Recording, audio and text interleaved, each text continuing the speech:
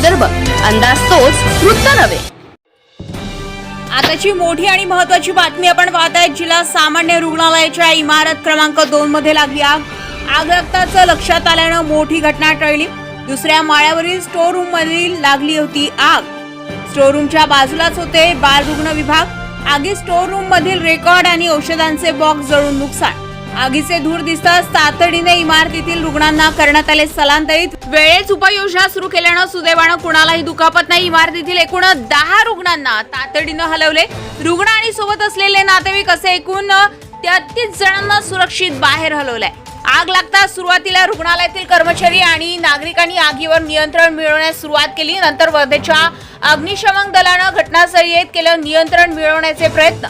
वर्धा नगरपालिकेच्या अग्निशमन विभागानं आगीवर नियंत्रण मिळवलंय। घटनेची माहिती मिळताच पोलीस, अग्निशमन दल आणि अधिकारी घटनास्थळी दाखल झाले। इमारतीच्या तळमजल्यावर किरण सिटी स्कॅन, पहिल्या माळ्यावर स्त्री शल्य विभाग तर दुसऱ्या माळ्यावर बाल रुग्ण विभाग। बाल रुग्ण विभागाच्या बाजूलाच असलेल्या स्टोर रूमला लागली आग। तातडीने इमारतीचा विद्युत पुरवठा बंद करून अग्निशमन दलानं आग विझवण्याचा केला प्रयत्न। आताची मोठी आणि महत्त्वाची बातमी आपण पाहता। जिल्हा सामान्य रुग्णालयाच्या इमारत क्रमांक 2 मध्ये लागली आग। आग लागल्याचं लक्षात आल्यानं मोठी घटना टळली। जिल्हा सामान्य रुग्णालय वर्धा येथे बिल्डिंग नंबर 2 मध्ये पेडियाट्रिक वार्ड आहे आणि त्याच्या बाजूला एनआरसी रूम आहे, तसेच सर्जिकल वार्ड आहे। त्याच्या बाजूला स्टोर रूम असल्या ठिकाणी बहुतेक शॉर्ट सर्किटमुळे आग लागली असावी। एका रूमला आग लागली होती।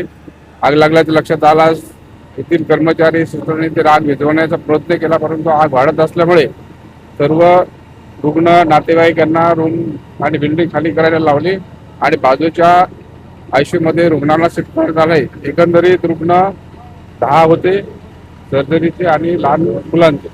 त्यामुळे रुग्ण सर्व व्यवस्थित आहेत।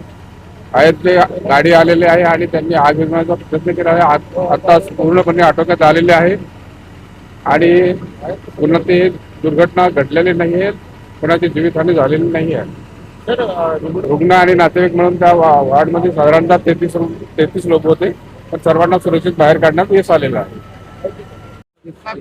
जेव्हा आग लागली आम्हाला इथून एक फोन आल्यानंतर लगेच फायर कंट्रोल रूमचे लोक इथे गाडी घेऊन निघाले, अग्निशमन दलाचे। त्याच्यानंतर यांनी तोपर्यंत इमारतीमध्ये जे काही लोक होते त्यांना बाहेर काढलं।